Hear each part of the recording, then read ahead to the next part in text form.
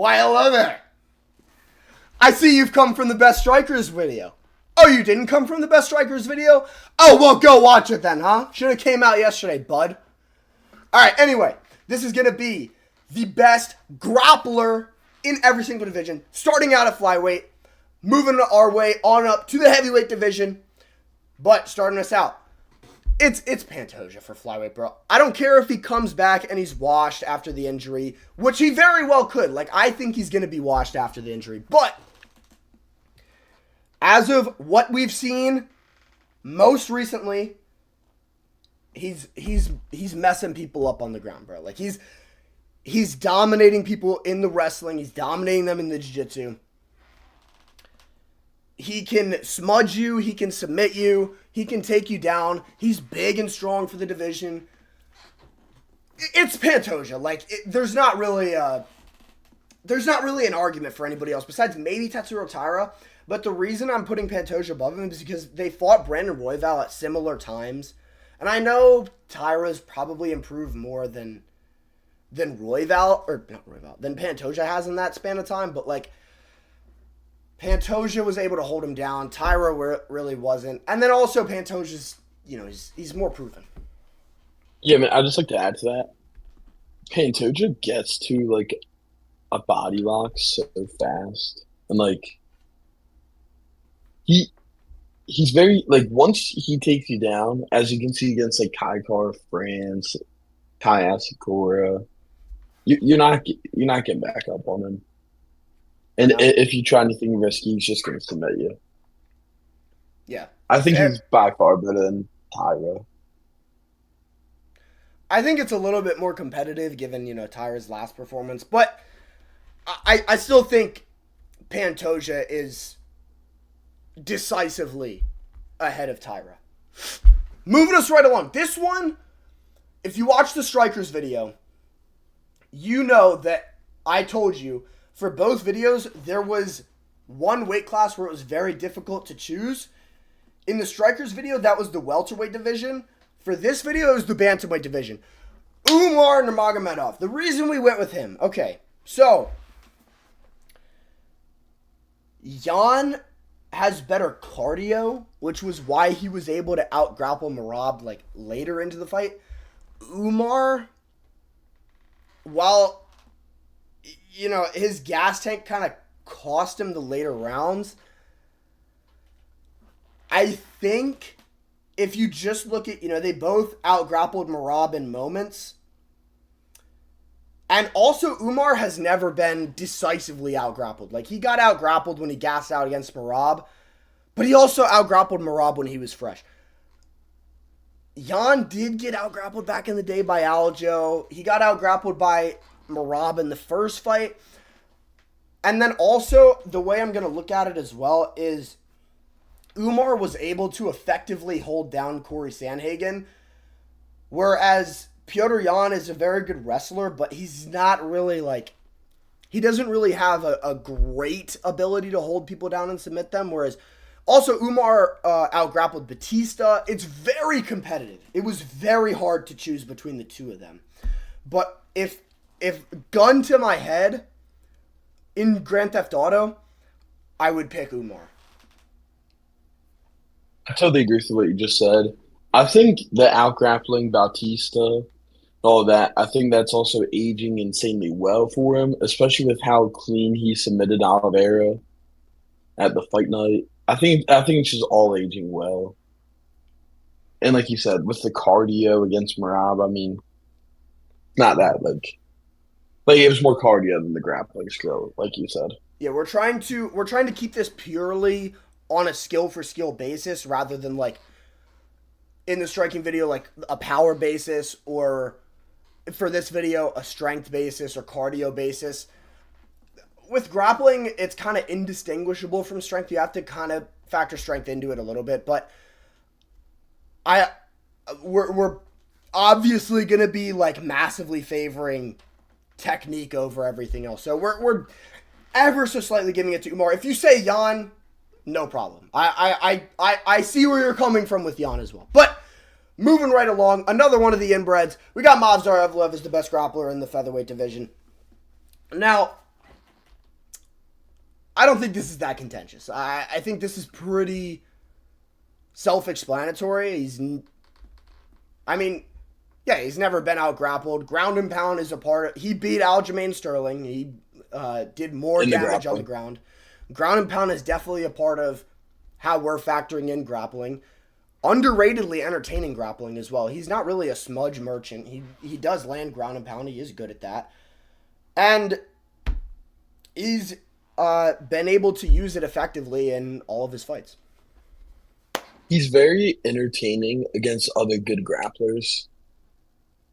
Also, like, if you match him up against a grappler like Aljo, he out-grappled Aljo and put on an entertaining fight in the process. Volk is still putting belt to ass on him, and that fight is going to be entertaining as well. That fight's going to be an entertaining masterclass. Volk is putting belt to ass. I wouldn't say like Volk's beating him in the grappling. He's beating him more in the takedown defense and like that. Yeah, I know. He's going to be able to defensively grapple, but bloody fucking Volk, bro. He's putting belt to ass. 100%. But pure grappling, Movsar Evloev's better. I think Volk is the second best grappler in this division. But I think Movsar is ahead of him pretty decisively. Now, this division, the lightweight division, was also very difficult to pick. Like the bantamweight division, it was between two people. You guys obviously know who it is. You might tear me to shreds for this opinion in the comments. Maybe, I don't know. But I would call him even. I put Charles over Arman. Listen. Whoa. Hold on. Whoa. Wait. Oh my God. Wait. Hold on. Arman and Charles went 50-50 in the grappling. Arman fucked him up on the feet, landed ground and pound on the ground. Charles got a bunch of submission attempts on the ground.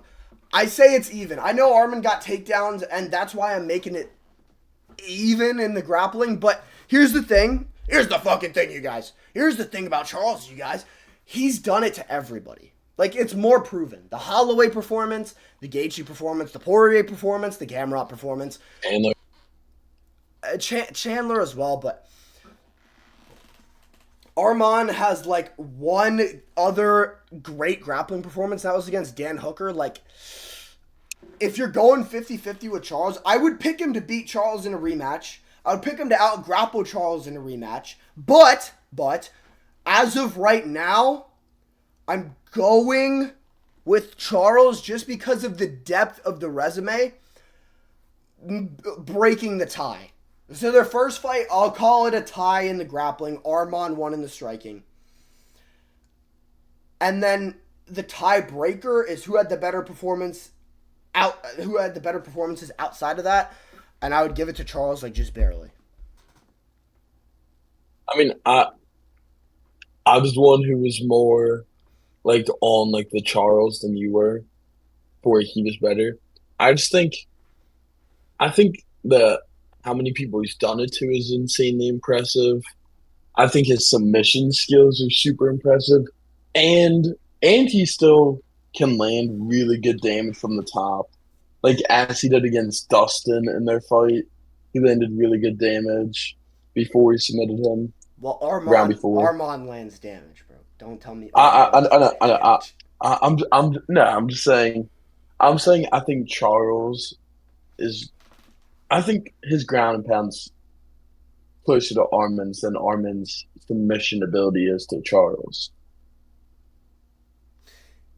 Yeah, I would say, but Arman's wrestling is head and shoulders above Charles's wrestling.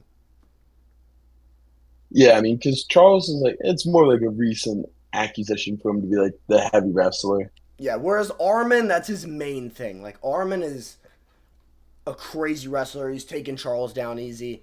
Was getting caught in the guillotine a little bit, but did Arman get out-grappled by a Gamrot?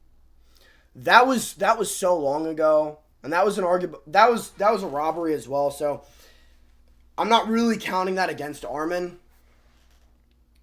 He had a super close fight with Charles. If you want to say Arman's a better grappler than Charles, I empower you to do so. That's completely fine. Put bless you in the comments. Oh my God. But I would I honestly, when we were first making this list, I went to Armin immediately, and then Brandon kind of won me over with Charles a little bit, and I started rethinking it. So we're going with Charles, but it's super close. It's super contentious. I just think Armand should prove it slightly more. If he had like one more performance, I would almost definitely give it to him. But these next two, not contentious at all. You guys know who both of them are, so we'll run through them super quick. Islam Makhachev, probably the best grappler in the sport. Best grappler in the UFC. Probably the best grappler in the UFC, behind maybe Khamzat Chimaev. I'm just going to talk about these two in the same breath. Islam did to JDM what Khamzat did to Dricus, and they were both looked at as great scramblers with great takedown defense. More so JDM than Dricus was, but you know, a lot of people picked JDM to beat Makhachev. A lot of people picked Dricus to beat Khamzat. I didn't pick either of those people. I would never do such a thing. I wouldn't do that. But anyway. Yeah, they're going to take down and hold down every single other person in both their divisions. Besides, maybe Islam might not take down and hold down like Bilal or Sean Brady, but they're so far down it doesn't even matter at that point. So, best two grapplers in the sport by a very wide margin, and then also, actually, you know what? Charles got out-grappled by Ilya. Oh my God! Wait, hold on. Let's go back to this. Wait. Charles got out-grappled by Ilya. I changed my pick. I'm changing my pick.